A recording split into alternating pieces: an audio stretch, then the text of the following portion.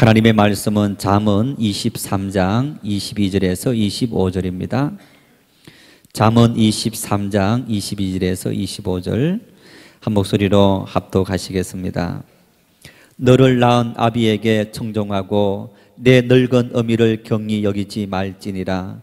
진리를 사대 팔지는 말며 지혜와 훈계와 명철도 그리할지니라. 의인의 아비는 크게 즐거울 것이요 지혜로운 자식을 낳은 자는 그로 말미암아 즐거울 것이니라. 내 부모를 즐겁게 하며 너를 낳은 어미를 기쁘게 하라. 아멘. 여자는 약하지만 엄마는 강하다. 우리 그 말들을 다 기억하고 알고 있습니다. 자식을 생각하는 어머니의 숭고한 마음은 세상의 어떤 것보다 아주 강력하다는 것을 말을 하고 있는데, 지난 3일 밤에 이런 놀라운 사랑을 실천한 어머니가 있어서 많은 사람들에게 참 영웅이다 이런 칭송을 받고 있습니다. 지난 3일 밤 약혼녀에게 결혼을 거부당한 한 남성이 화가 나서 갖고 있던 권총을 들고 막 사방을 이렇게 총알을 날린 겁니다. 자녀 3명과 부부가 함께 저녁을 먹고 산책을 나와서 다리 위를 걷던 중에 그 총알에 아버지가 맞아 죽고 큰딸이 맞아 죽었습니다. 그리고 이 엄마는 총을 3방 맞았는데 복부에 맞고 그리고 다리에 맞고 손에 총을 맞았다는 겁니다. 여러분, 만일 우리가 총알을 그렇게 이 배에 그리고 왼쪽 다리에 오른손에 총알을 관통상을 입었다. 어떻게 하시겠습니까? 서 있을 수 있겠습니까? 아마 당연히 쓰러졌고 그리고 계속 총알이 날아오기 때문에 바짝 엎드려 있어야 될 텐데, 같이 있던 아들과 딸, 쓰러지지 않고 총알 맞지 않는 두 자녀를 위해서 그 어머니가 그 총알 부러지는 그곳을 뚫고 이렇게 피신시키고 빨리 가서 사람들을 불러서 도움을 청해라 했던 이 어머니가 있었습니다. 어머니가 수술을 받고 아직까지 혼수 상태 속에 있어서 완전히 회복하진 못했지만은 정말 어머니는 위대하다라는 사실들을 우리가 지난 3일 미국에서 일어난 사건을 통해서 다시 한번 확인할 수 있는 일입니다. 프랑스 역사상에 69명의 왕들이 있었다고 하는데 그 왕들 69명 중에서 3왕이 백성들로부터 굉장히 존경과 사랑을 받았다고 합니다. 요즘 대통령이 되는 것은 투표하지만은 여러분, 옛날 왕들은 세습되는 일들입니다. 지금도 왕위를 갖고 있는 나라들은 세습되는 것이 아닙니까? 그래서 지금 영국에 보니까 2번째 공주가 태어났는데 왕위 계승권 4위다 하면서 아주 이렇게 매스컴을 타는 그런 모습을 보았는데, 이렇게 왕위로 세습되기 위해서는 태어나면서부터 왕이 될 만한 자질들을 갖추게 되고 교육을 받고 훈련을 받게 됩니다. 여러분 집이 만일 엄청난 부자다, 귀족이고 그래서 집안에 일하는 사람들이 많이 있다, 여러분 그러면 자식이 태어나면 여러분 직접 자녀를 키울까요? 아니면 유모를 들여서 자식을 키울까요? 아마 대다수 부자 그리고 귀족이다 왕족이다 이런 집안에는 아이를 키우는 전문 유모가 있어서 그 유모가 아이를 키우고 젖을 먹이기도 하고 아니면 이렇게 모유 대신에 다른 것을 먹이면서 아이를 키우는 그런 모습을 볼 수 있습니다. 69명의 왕들 중에서 3명의 왕이 존경받고 그리고 참 백성들로부터 칭송을 받았는데, 그 3명의 왕들의 특징을, 공통점을 찾았더니 이런 공통점이 있더라는 얘기입니다. 그 태어난 아이를 어머니가 안아서 키우고 어머니의 모유를 먹게 해서 그 아이를 키운 그런 공통점을 갖고 있더라는 얘기입니다. 어머니의 사랑을 직접 느끼고 그리고 어머니의 가슴 젖을 빨면서 그 어머니의 호흡을, 심장의 사랑을 함께 나눈 그 사람이 왕이 되었을 때 백성들의 아픔과 백성들의 고통을 함께 나누는 그런 어떤 사랑을 발휘하는 그런 모습을 역사를 통해서 확인할 수 있는 일입니다. 여러분, 이런 모성애는, 어머니의 사랑은 우리 인간에게만 찾아볼 수 있는 것이 아닙니다. 고등 좋아하시죠? 이렇게 우리 우렁이 국을 이렇게 찾아 먹기도 하고 하는데, 연못이나 아니면 이런 진흙이 있는 곳에 자라는 우렁이. 여러분, 이 우렁이가 이 새끼 알을 낳는데, 그 알을 보통 우리가 몸 바깥으로 낳는 것이 아니고 우리 사람과 비슷한 것 같아요. 사람과 비슷하게 자기 몸 안에 이 알을 낳고, 그리고 그 알을 자기 몸 안에서 키운다고 합니다. 키워서 이 알들이, 우리 사람이 아이를 잉태하고 그 어머니와 탯줄로 연결되어서 어머니 영양분을 다 빨아들이는 것처럼, 이 우렁이 새끼들도 엄마의 그 살을 먹으면서 이 새끼들이 커나는 겁니다. 그리고 그 살을 다 먹게 되면 태어나고 엄마는 빈 껍질이 되어서 그냥 떠내려가는 그런 모습을 볼 수 있습니다. 이런 생물조차도 어머니로서 자기를 희생하는 그런 모습을 볼 수 있습니다. 어째서 인간 그리고 동물, 이런 생물에 이르기까지 어머니들은 이처럼 위대한 삶을 살아갈까요? 어머니들은 자기가 죽어가고, 자기가 위협에 처해 있고, 자기가 고통받고 있고, 그리고 절망 속에 있으면서도 자녀를 생각하는 그 어머니가 이토록 위대한 삶을 살 수 있고 대단한 용기를 발휘할 수 있는 그런 원동력은 도대체 어디에서부터 출발되어지는 걸까요? 조음을 주신 하나님께서 인간을 그렇게 만드셨기 때문에, 우리가 끼고 있는 시계가 돌아가는 원리, 우리가 갖고 있는 핸드폰, 스마트폰, 그리고 우리가 살아가면서 생활하는 모든 것들이 만든 사람이 그렇게 만들었기 때문에 그렇게 사용되어지고 그렇게 쓰여지는 것처럼, 조음을 주신, 창조해 주신 하나님께서 우리 인간을 만드실 때 어머니라는 존재는 그렇게 사랑을 베풀고 희생을 실천하는 그런 사람으로 만들어 주었기 때문에, 여자는 약하지만 어머니는 위대하다라고 말할 수 있는 그런 사랑을 실천할 수 있게 되는 것. 종교개혁자 마르틴 루터가 이렇게 말합니다. 부모는 하나님의 대리자이다. 그러므로 우리는 하나님을 존경과 경외로 섬기듯이 하나님의 대리자인 부모도 존경과 경외로 섬겨야 한다. 우리 눈앞에 있는 부모는 바로 하나님의 대리인이라는 얘기입니다. 우리에게 하나님의 사랑을 가르쳐주고 우리에게 하나님의 사랑을 보여주는, 하나님께서 부모님을 통해서, 어머니를 통해서 내가 너희를 이렇게 사랑한단다, 그 사랑을 우리에게 보여주기 위해서 어머니라는 분들에게 그런 놀라운 사랑을 심어주었다는 얘기입니다. 인간 중에서 최고의 지혜로운 삶을 살아간 지혜자인 솔로몬이 오늘 이 잠언서를 말씀하면서 본문 22절 말씀에 그래서 이렇게 말씀합니다. 22절 말씀을 같이 읽겠습니다. 너를 낳은 아비에게 청종하고 내 늙은 어미를 경히 여기지 말지니라.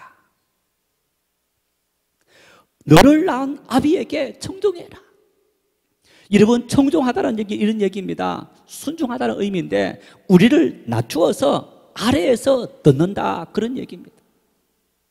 혹시 우리가, 여러분, 커서 우리가 나이가 들고, 그리고 내가 부모보다 더 많이 배우고 더 많은 경험을 쌓았다, 그리고 아버지의 허리가 구부러지고, 그리고 사회생활을 다 그만두고 났을 때 초라한 모습을 보이건 그 아버지를 보면서 우리가 어떤 마음을 갖습니까?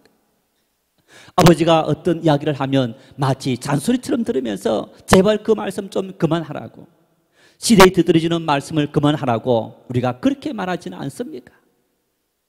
오늘 이 말씀 속에 내 아비에게 청종해라, 너 아비의 말은 진지하게 듣고 그 아비의 말을 진솔하게 듣고 그 말을 받아들이는 그런 삶을 살아라 라고 말씀합니다. 뿐만 아니라 내 늙은 어미를 경히 여기지 말아라. 경히 여긴다는 말은 무슨 얘기입니까? 가볍게 여긴다, 무시한다, 함부로 대한다, 이런 의미가 아닙니까?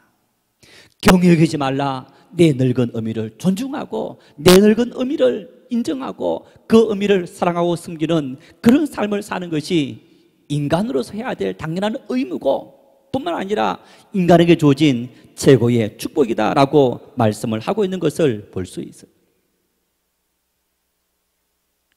부모님은 우리의 구제의 대상이 아닙니다. 부모님은 공경하고 섬겨야 될 대상입니다. 부모님은 우리가 존중하고 사랑하고 그분을 떠받들어 높여야 될 그런 대상이지, 선심 쓰듯이 부모에게 용돈을 준다든가 어쩌면 여러분 그것이 우리가 해야 될 그런 삶의 모습이 아닌 겁니다. 어떻게 하는 것이 부모님을 공경하는 것일까요?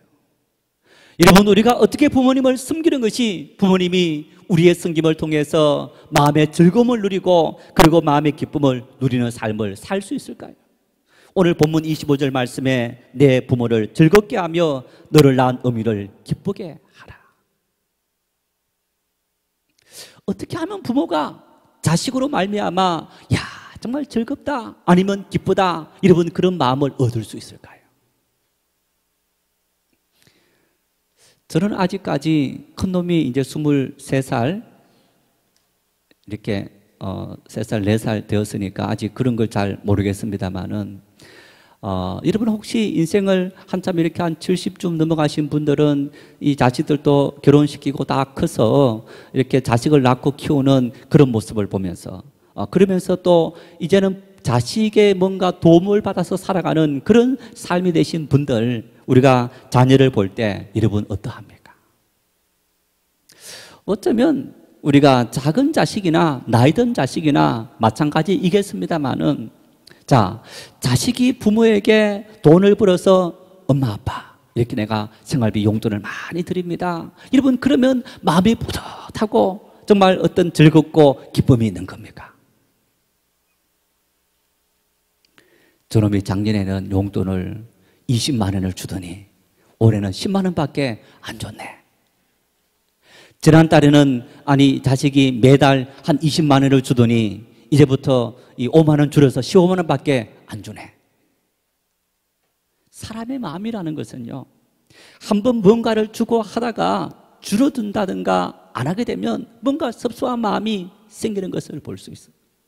여러분 그런데 요즘은 자식이 1명 아니면 2명입니다만은 자녀가 많았을 때 자녀들이 쭉 모이면 어떻습니까? 자녀들이 능력이 다 똑같습니까? 어떤 자식은 매달 용돈을 드리고 그리고 뵐 때마다 용돈 드리고 여행도 시켜주는데 어떤 자식은 전혀 그런 걸 할 형편이 안 됩니다. 그러면 그 자식 차별해서 이 못된 놈 이렇게 하는 것이 부모의 마음입니까? 아닙니다. 도리어 그런 자식에게 마음이 더 가서 마음이 더 쓰여서 정말 더 가엽게 여기고 더 많이 이렇게 어쩌면 돈 많이 주는 자식 용돈 모아서 그 자식 채워주려고 하는 것이 부모의 마음인 것을 우리가 볼 수 있는 일입니다. 어떻게 하는 것이, 자녀가 어떻게 사는 것이 우리 부모가 즐거워하고 기뻐하는 삶을 살아갈 수 있을까요? 저도 저희 두 아들에게 참 잔소리도 많이 하고 어쩌면 이 아들들이 그 잔소리를 들으면서 참 이렇게 아빠 속으로 제발 잔소리 좀 그만하십시오. 어쩌면 그런 생각을 할 수도 있을 겁니다. 그런데 제 경험으로 저희 자식들에게 잔소리하는 이유가 바로 그런 겁니다. 이놈들아, 나는 그렇게 살지 못했는데 너희들만으로 내가 살았던 그 삶을 반복하지 말아라. 내 삶을 지내놓고 나니까 내가 왜 그 젊었을 때 학생 시절에 더 열심히 공부하지 못했고 더 최선을 다해서 살지 못했고 더 열심히 집중하지 못했을까? 놀고 싶어서 친구들하고 놀게 되고 그리고 피곤하다고 모든 걸 쉽게 포기해버렸고 어쩌면 내 꿈을 향해서 열심히 나가기보다는 그렇지 못한 삶을 살았던 그런 후회되는 삶 때문에 자식을 키우면서 잔소리하면서 너는 제발 좀 그런 삶을 살지 말아라. 아닙니다. 부모님은 잘 살았습니다. 성공적으로 살았습니다. 훌륭하게 살았습니다. 어쩌면 나는 그렇게 살지 못했지만은 자식의 삶을 통해서는 그렇게 살아가는 삶의 모습을 보고 싶은 그 열망이, 그 마음이 우리 부모에게 있는 것이 아니겠습니까? 놀라운 능력이 있어서 그리고 똑똑해서 좋은 대학을 들어가고 좋은 직장 얻어가서 많은 돈을 버는 그런 삶이 부모의 마음에 기쁨이 있는 것이 아니고 비록 그런 삶을 살지 못했다 할지라도 자기의 삶의 현장에서 나에게 주어진 능력에 최선을 발휘해서 열심히 땀 흘려 성실히 살아가는 그 자녀를 보면서 부모의 마음에 기쁨이 있고 즐거움이 있는 것이 아니겠습니까? 우리 부모의 마음을 기쁘게 하기 위해서, 즐겁게 하기 위해서 여러분, 우리가 모든 일에 최선을 다하는 삶을 사는 것이 바로 부모님의 기쁨이 되고 감사가 된다고 우리가 생각할 수 있는 일입니다. 그런데 여러분 보십시오. 오늘 우리가 살아가는 이 땅 속에서 이렇게 부모님의 기쁨이 되고 즐거움이 되고 싶지만은 그렇게 살아가고 있습니까? 가정마다 수없이 많은 갈등들, 부부간의 갈등뿐만 아니라 부모와 자식 간의 많은 갈등들이 존재하는 것을 볼 수 있습니다. 이 사회에 수많은 갈등이 있고 그리고 수많은 고통이 있고 절망이 있어서 여러분, 이 사회적으로 우리가 참 편안하고 행복한 삶을 살고 싶지만은 그렇게 살아가지 못하는 우리 인간 세상이라는 얘기입니다. 왜 우리가 원하는 그런 행복하고 평화로운 삶을 살지 못하고 부모님을 공경하는 삶을 살아가지 못하고 부모의 마음을 기쁘게 하는 삶을 살아가지 못하고 있는 겁니까? 본문 24절 말씀을 같이 읽겠습니다. 의인의 아비는 크게 즐거울 것이요 지혜로운 자식을 낳은 자는 그로 말미암아 즐거울 것이리라. 의인의 아비는 크게 즐겁고 지혜로운 자식을 낳은 자는 그로 말미암아 즐거울 것이니라. 사전의 단어적인 의미로 여러분, 의인이다 어떤 사람입니까? 올바로 사는 사람입니다. 정직하게 사는 사람이 의로운 사람입니다. 지혜로운 사람은 어떤 사람입니까? 사물의 이치나 상황을 제대로 깨닫고 그것에 현명하게 대처할 방도를 생각해내는 능력을 갖춘 사람을 바로 지혜로운 사람이다. 여러분, 그렇게 사는 것이 지혜로운 사람이라고 말을 하는데, 자, 우리가 정말 나는 그래도 의로운 사람인 것 같다. 내가 바른 삶을 살고 그리고 인간이 살아가며 지켜야 될 예의와 도덕을 나는 갖추고 살고 있다. 그렇게 생각합니까? 나는 인생을 살아가면서 후회하지 않을 정도로 그리고 모든 사물의 이치와 상황을 잘 분별하는 그런 능력 있는 삶을 살아가고 있느냐? 하박국 2장 4절 말씀에 이렇게 말씀합니다. 의인은 믿음으로 말미암아 살리라. 의로운 사람은 믿음으로 말미암아 사는 사람이 의로운 사람이다. 다시 말하면 여러분, 의인은 인간이 해야 될, 인간이 살아가면서 지켜야 될 어떤 올바른 도리를 지키며 사는 사람인데, 어떻게 해야만 우리가 올바른 도리를 지키며 살아갈 수 있는 의로운 사람이 될 수 있느냐? 믿음으로 살아가는 사람이 올바른 도리를 지키며 살아가는 사람이 될 수 있다라고 이야기하는 거예요. 잠언 9장 10절 말씀에 이렇게 말씀합니다. 여호와를 경외하는 것이 지혜의 근본이요 거룩하신 자를 아는 것이 지식이니라. 지혜로운 자를 낳은 아비는, 어미는 그로 말미암아 즐거움을 얻는다 했는데, 여러분, 지혜가 사물의 모든 이치를 깨닫고 그리고 현명하게 대처할 수 있는 능력이라고 했는데, 어떤 사람이 지혜로운 삶을 살 수 있느냐? 여호와 하나님을 경외하는 것이, 하나님을 아는 것이 지혜로운 일생을 살아가는 비결이라고 이야기하고 있는 겁니다. 다시 말하면 우리 인생이 여러분 땅을 살아가면서 어떻게 하면 내가 의로운 삶을 살고 지혜로운 삶을 살 수 있느냐? 하나님을 경외하고 믿음으로 사는 사람만이 하나님 앞에 그런 의로운 삶과 지혜로운 삶을 살아갈 수 있는 능력이 있다라고 말씀하고 있는 겁니다. 왜 그런 겁니까? 출애굽기 3장 14절 말씀에 이렇게 말씀합니다. 하나님이 모세에게 이르시되 나는 스스로 있는 자니라. 또 이르시되 너는 이스라엘 자손에게 이같이 이르기를 스스로 있는 자가 나를 너희에게 보내셨다 하라. 모세가 호렙산 떨기나무가 불 붙었는데, 때가 되면 나무에 불이 붙었으면 나무가 다 타서 재가 되고 불이 사라져야 되는데 불이 사라지지 않습니다. 신기해서 그 앞에 갑니다. 하나님의 음성이 들립니다. 모세야, 내가 쓴 곳은 거룩한 땅이니 신에서 발에서 신을 벗어라. 그러면서 하나님께서 모세에게 사명을 줍니다. 내 백성이 고통받고 있다. 너가 애굽으로 들어가서 내 백성을 구원해라, 구출해라. 내가 약속한 가나안 땅으로 너희들을 인도하겠다. 모세가 하나님께 질문합니다. 하나님, 누구십니까? 내가 이스라엘 백성들에게 가서 누가 나를 보냈다고 내가 말할까요? 그때 하나님께서 말씀합니다. 스스로 있는 자가 나를 너희에게 보냈다 해라. 여러분, 스스로 존재할 수 있는 분은 이 땅에서 인류 역사를 통해서 오직 하나님 한 분밖에 없는 겁니다. 다시 말하면 우리 인간은 스스로 홀로 존재할 수 없는 존재라는 얘기입니다. 우리는 의존적인 존재고 우리는 하나님의 은혜 속에 살아가는 그 은혜를 받아야만 온전한 삶을 살아갈 수 있는 그런 존재라는 의미인 겁니다. 더군다나 창세기 2장 15절 말씀에 여호와 하나님이 그 사람을 이끌어 에덴 동산에 두어 그것을 경작하며 지키게 하시고 사명을 줬다는 겁니다. 책임과 의무를 줬다는 얘기입니다.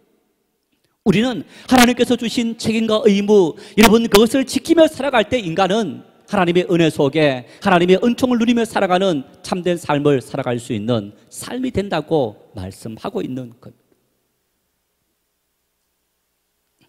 인간다운 삶, 부모님을 공경하는 삶을 살고 싶지만은 우리에게 믿음이 없어서, 우리에게 하나님을 경외하는 참된 믿음이 없어서 우리가 그런 능력 있는 삶을 살아가지 못하는 것을 우리의 삶을 통해서 우리가 확인할 수 있는 것을 볼 수 있습니다. 부모님을 공경하는 것이 어느 정도로 중요하냐? 여러분, 그 사실을 잘 보여주는 말씀이 십계명에 있습니다.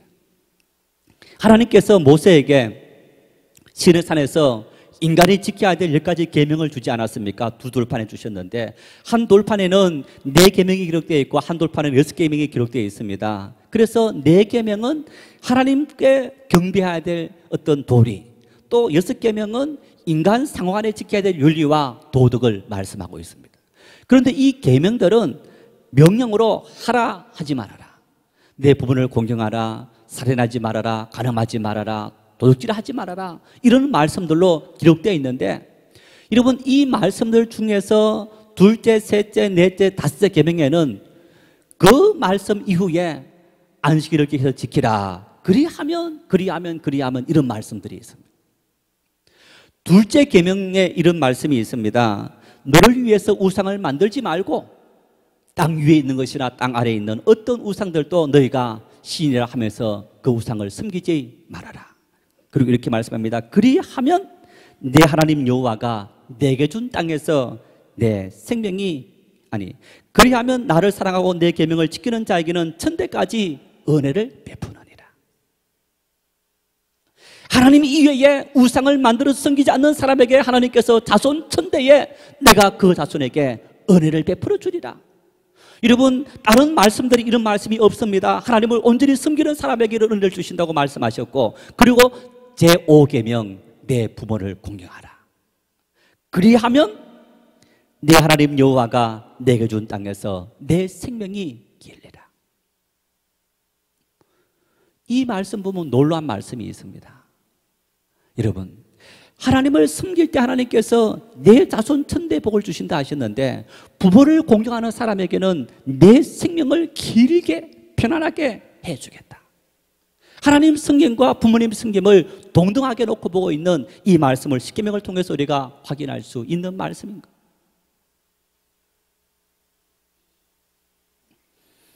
인간들의 믿음이 약해지면 도덕과 윤리의식도 약해집니다. 오늘 우리 시대를 보십시오. 물론 여러분 가족제도가 과거의 대가족제도에서 핵가족제도로 바뀌었기 때문에 이런 일들이 생기고 있습니다만, 대가족제도든 핵가족제도든 부모님은 부모님인 거예요.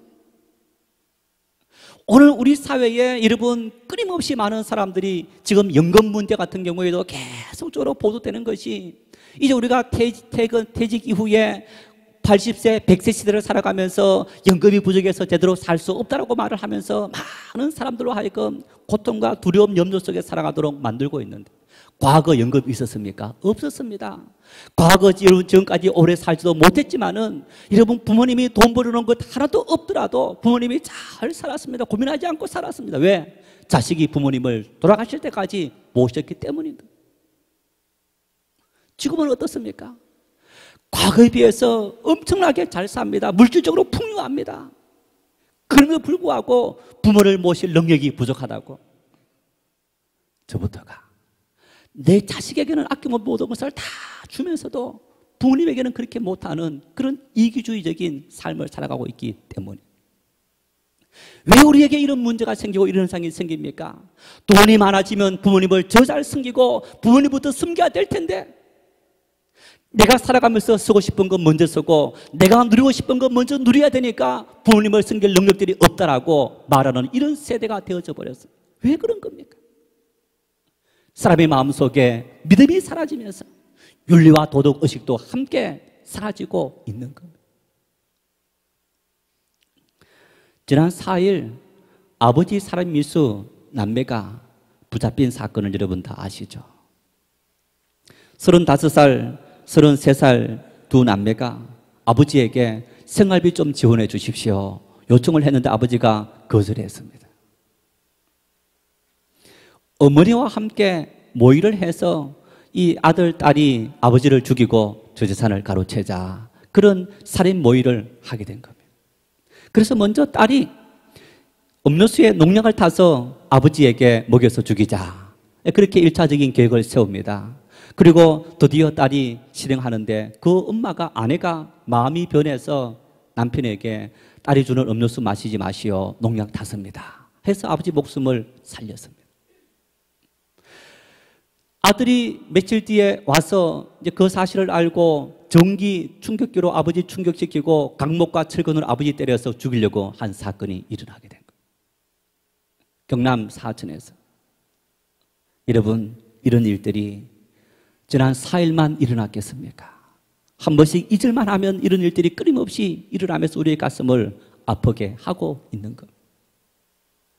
어쩌면 나는 내 부모에게 그렇게 하진 않았지만은 부모를 돌보지 않는 것도, 부모를 섬기지 않는 것도, 부모를 공경하지 않는 것도 그런 모습과 진배 없는 모습이 아니지 않겠습니까? 서울여대에서 부모님 공경에 대한 시를 공부했는데 대상을 수상한 작품이 오늘 우리들의 모습을 잘 대변해 주고 있습니다. 한번 들어보십시오. 어머니, 아버지, 나에게 티끌 하나 주지 않는 거린들이 내게 손을 내밀 때면 불쌍하다고 생각했습니다. 그러나 나에게 전부를 준 어머니, 아버지가 불쌍하다고 생각해 본 적은 없습니다. 나에게 밥 한 번 사준 친구들과 선배들은 고마웠습니다. 답례하고 싶어 불러냅니다. 그러나 날 위해 밥을 짓고 밤늦게까지 기다리는 어머니께 감사하다고 생각해 본 적은 없습니다. 실제로 존재하지도 않는 드라마 속 배우들 가정 사이에 그들을 대신해 눈물을 흘렸습니다. 그러나 일상에 지치고 힘든 어머니를 위해 진심으로 눈물을 흘려본 적은 없습니다. 골방에 누워 아파하던 어머니 걱정을 한 번도 해본 적은 없습니다. 친구와 애인에게는 사소한 잘못 하나에도 미안하다고 사과하고 용서를 구했습니다. 그러나 어머니, 아버지에게 한 잘못은 셀 수도 없이 많아도 용서를 구하지 않았습니다. 죄송합니다. 죄송합니다. 이제야 알게 돼서 죄송합니다. 아직도 너무나 많은 것을 알지 못해 죄송합니다. 어머니, 아버지. 부모님 공경에 대한 시를 공부했는데 대상을 수상한 이 작품 내용이 바로 오늘 우리 시대 우리들의 삶의 모습을 대변해 주고 있는 것이 아니겠습니까? 어떤 암 전문 의사가 정말 어머니를 생각하고 부모님을 생각하는 그런 회한으로 이런 고백을 했다고 합니다. 아버지가 돌아가시고 학창시절에 한쪽 다리를 저는 어머니가 이 아들을 키웠는데 그 마음속에 내가 이 지긋지긋한 가난에서 벗어나서 정말 한번 멋지게 살아봐야지 생각하면서 열심히 살아갔다고 합니다. 고등학교 시절 어느 날 어머니가 학교에 무슨 일이 있어서 이 아들을 찾아왔는데 다리를 쩔뚝쩔뚝하면서 찾아왔는데 아이들이, 친구들이 죄송합니다, 저 다리 드는 병신 같은 아주머니가 왔다라고 하니까 이 아들이 자기 어머니인 것을 드러내는 것이 너무너무 부끄러워서 그래서 어머니를 피해버렸다고 합니다. 후에 어머니가 돌아가고 자기 어머니를 조롱했던 이 아이들을 그냥 이렇게 때려서 팼는데 그 부모가 찾아와서 그리고 어머니가 와서 사과를 하는 일이 생겼는데 이 부모들이 그리고 친구들이 다시 어머니를 조롱하는 그 조롱 앞에 가슴이 무너지는 그런 어떤 비참한 상황을 대면서 내가 꼭 성공해야지. 드디어 성공했습니다. 의사가 되었습니다. 어느 날 자기 집에 들어오는데 한 가정부가 웬 할머니를 밀어내고 있는 것을 보면서 그러면서 아니 이 할머니가 왜 우리 집에 오느냐고. 그분이 자기 어머니였는데 이 아들이 그 어머니를 외면해 버렸다고 하는 것. 어머니는 그 자기를 부끄럽게 여기는 그 아들 바라보면서 쓸쓸하게 돌아가서 참 자판을 깔고 장사하는 그런 일들을 하고 있었는데 그 아들이 한 번은 어머니를 이렇게 모르게 찾아갔다고 합니다. 찾아갔는데 다른 아주머니들이 이 할머니에게 수근수근거리면서 말을 하더라는 겁니다. 할머니 아들이 의사가 되어서 잘 산다고 하는데 왜 이렇게 이런 자판합니까? 가서 함께 살지. 이 어머니가 아들을 변호하면서 아이고 우리 아들이 함께 살자고 제발 함께 살자고 하는데 내가 귀찮아서 내가 싫어서 그 아들에게 안 간다고 눈물을 머금고 돌아갔다는 것. 시간이 좀 흘려서 고등학교 선생님이 전화가 왔더라는 것. 자네 어머니가 돌아가셨다고. 갔더니 선생님이 그 장례식장에서 한 보자기를 풀어줬는데 거기 돈이 들어있더라는 겁니다.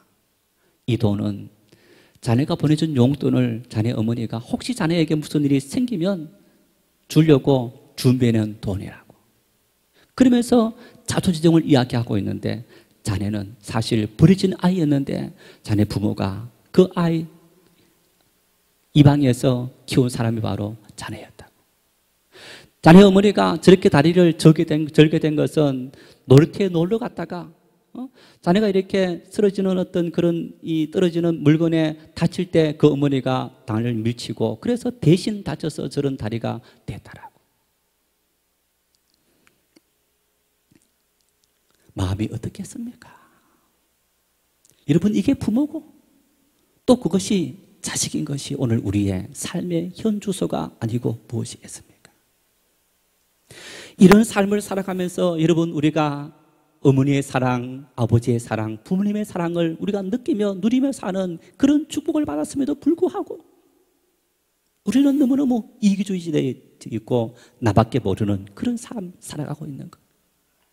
왜 우리 속에 부모님을 돌보지 못하고 사랑하지 못하고 우리의 모든 삶을 받아들이지 못하는 삶을 살고 있는 겁니까?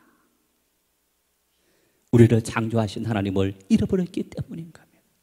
우리를 지으신 하나님을 잃어버리고 그리고 하나님의 은혜 그 믿음이 우리에게 임하지 않았을 때 우리는 이렇게 너무너무 나 중심적인 나밖에 모르는 그런 삶을 살아가는 존재로 전락되어져 버리는 겁니다. 우리에게 있는 어머니를 보면서 하나님을 만날 수 있기를 바랍니다. 여러분 어머니는 우리 눈에 보이는 하나님이십니다. 어머니의 따뜻한 손길은 우리를 사랑하시는 하나님의 따뜻한 사랑의 손길인 겁니다. 우리를 섬기는 어머니의 섬김은 우리를 섬기는 하나님의 따뜻한 사랑의 섬김이라고 성경은 우리에게 들려주고 있는 겁니다. 그래서 그 어머니를 보며 하나님을 발견하고 그리고 하나님을 섬기듯이 우리 어머니를 부모님을 섬기며 사는 그런 삶이 우리가 지켜야 될 아름답고 귀한 삶이 되는 겁니다. 시인 피터덕 씨가 글 가운데 어머니를 그리워하는 글이 있습니다. 30대에 세상을 떠난 내 어머니는 얼마나 젊고 아름다웠는지 모릅니다. 내가 새 한 마리 죽이지 아니하고 살아온 것은 내 엄마의 자유로운 마음이요 햇빛 속에 웃는 나의 미소는 내 어머니 한때서 배운 웃음입니다.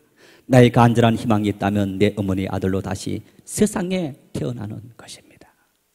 여러분 30살에 어머니가 세상을 떠났다면 아마 자식 낳아놓고 얼마 되지 않아서 죽었다 그런 의미가 되는 겁니다. 어머니의 사랑과 손길을 갖고 자라지 못했다는 의미인 겁니다. 그러나 나를 낳아주신 그 자체만으로도 나를 키워주지 못했지만은 낳아주시고 나를 사랑해 주신 어릴 적의 그 추억만으로도 나는 내 어머니에게 감사할 수 있는 삶을 살아갈 수 있다라고 고백하고 있는 이 시인의 고백. 왜 당신은, 왜 우리 부모님은, 왜 어머니는, 왜 아버지는 다른 부모들처럼 능력이 없어서 나에게 많은 것을 주지 못합니까? 여러분, 그런 원망 이전에 나를 낳아주시고 나를 보고 기뻐하는 그 어머니의 사랑, 아버지의 사랑, 그것만 갖고 감사하고 그리고 그 사랑을 느끼며 사는 그런 것이 바로 우리 그리스도인의 삶이고 우리가 지켜야 될 아름답고 귀한 삶이 아니겠습니까? 잠언스 기자는 고백합니다. 지혜로운 사람은 부모가 자녀를 훈계로서 교육하고 자녀는 부모의 훈계에 순종하는 삶을 사는 것이 지혜로운 삶이고 지혜로운 가정이고 행복한 가정이 되는 비결이라고 말씀하고 있습니다. 여러분의 자녀들이 하나님을 알지 않고 있습니까? 여러분, 내가 부모로서 공경받을 수 있는 비결은 내 자녀가 하나님을 잘 섬기는 믿음의 사람이 되도록 만드는 일입니다. 여러분, 자녀가 나를 공경하지 않습니까? 여러분, 자녀들이 여러분을 공경하도록 때렸으라도 야단을 쳤으라도 공경하도록 만드시기를 바랍니다. 왜? 그것이 여러분의 자녀가 복을 받는 비결이기 때문인 겁니다.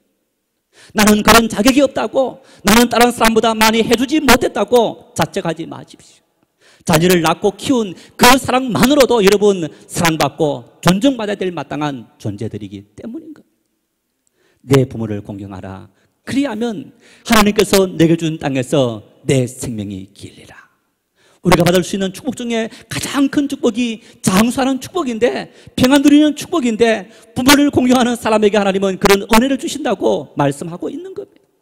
여러분의 자녀가 하나님의 은혜를 누리는 것을 원하지 않으십니까? 여러분, 공경을 가르치고 공경받는 삶을 여러분 강요하고, 그래서 하나님의 은혜를 여러분의 가정과 여러분의 삶과 자녀들의 삶이 누릴 수 있는 축복의 삶이 될 수 있기를 축원합니다.